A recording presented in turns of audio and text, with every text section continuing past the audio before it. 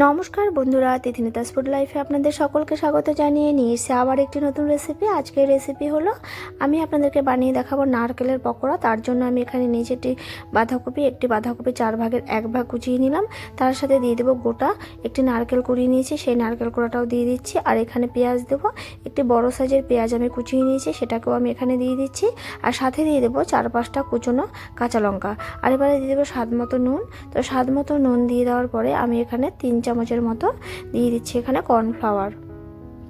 কর্নফ্লাওয়ারটা দিয়ে দেওয়ার পরে এখানে 1/2 চামচ গোলমরিচের গুঁড়ো দিয়ে দিচ্ছি।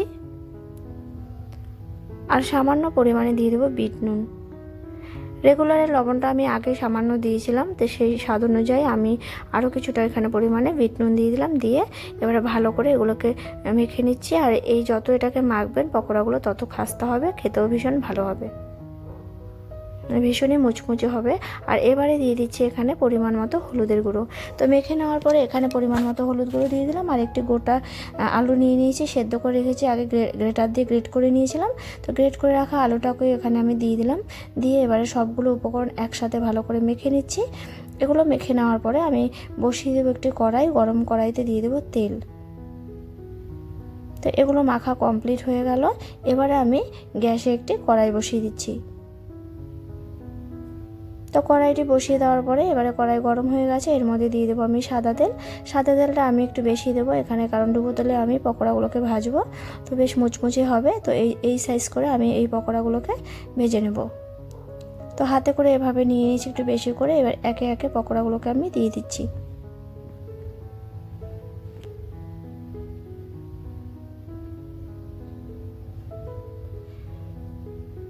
তো এভাবে সবগুলো আমি পকোড়া ভেজে নেব।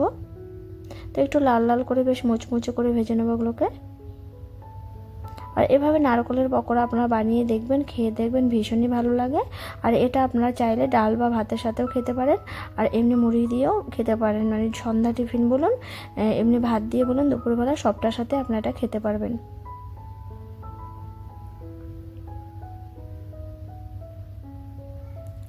তো এই লাল লাল করে ভেজে নিলাম পকোড়াগুলোকে। এবার এগুলোকে আমি নামিয়ে নেব।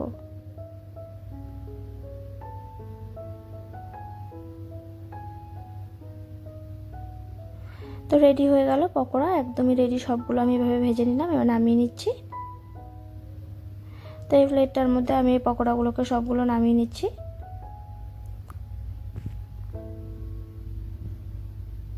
তো কেমন হয়েছে এই পকোড়াগুলো অবশ্যই আপনারা কমেন্ট করে জানাবেন। আর আপনারা এইভাবে বাড়িতে বানিয়ে দেখবেন, আশা করি আপনাদের ভালো লাগবে। আর আমার এই রেসিপিটি যদি ভালো লেগে থাকে তাহলে অবশ্যই লাইক করবেন, কমেন্ট করবেন, প্রচুর শেয়ার করবেন। আর আমার চ্যানেলে যদি আপনারা কেউ নতুন হয়ে থাকেন তাহলে অবশ্যই আমার চ্যানেলটিকে সাবস্ক্রাইব করে আমার পাশে থাকবেন। আর আমার চ্যানেলের পাশে থাকা যে বেল আইকনটি রয়েছে সেটাকে প্রেস করে দিয়ে দিবেন, তাহলে আপনারা নতুন নতুন রেসিপি আমার চ্যানেলে অবশ্যই পেয়ে যাবেন। তো সুস্থ থাকবেন, ভালো থাকবেন। তো থ্যাঙ্কস ফর ওয়াচিং, টাটা।